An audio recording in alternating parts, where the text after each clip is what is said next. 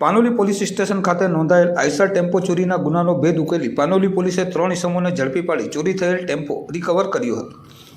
બનાવની પ્રાપ્ત પોલીસ માહિતી મુજબ જયકુમાર ધીરજલાલ કણસાગરા ટી સ્ટોલ ચલાવી પોતાનું ગુજરાન ચલાવે છે, જેઓ પોતાની માલિકીનો આઈસર ટેમ્પો હદીસ અંસારી નામના ઇસમને ભાડેથી ચલાવવા માટે આપેલ હતો। તારીખ 17/12/2023ના રોજ તેઓનો ડ્રાઈવર સકાટા ચોકડી પાસે રોડની સાઈડમાં ટેમ્પો ઊભો રાખેલ હતો। તારીખ 18ના રોજ સવારે ફેરો ભરવા જવાનું હોવાથી ડ્રાઈવર પોતાના ઘર પાસે ટેમ્પો જોતા મળી આવેલ ન હતું, તેમજ ટેમ્પોમાં લાગેલ જીપીએસ સિસ્ટમ તારીખ 18/12/2023ના રોજ રાત્રે 2:45 કલાકે બંધ થઈ ગયેલ હોવાનું બતાવતું હતું। ડ્રાઈવર આઈસર માલિકને જાણ કરતા તેઓએ આજુબાજુના વિસ્તારમાં તપાસ કરતા ટેમ્પો મળી આવેલ ન હોવાથી પાનોલી પોલીસ મથકે GJ16W3721 નંબરના આઈસર ટેમ્પો કે જેની અંદાજિત કિંમત 7 લાખ રૂપિયાની ચોરી અંગેની ફરિયાદ દાખલ કરાવી હતી।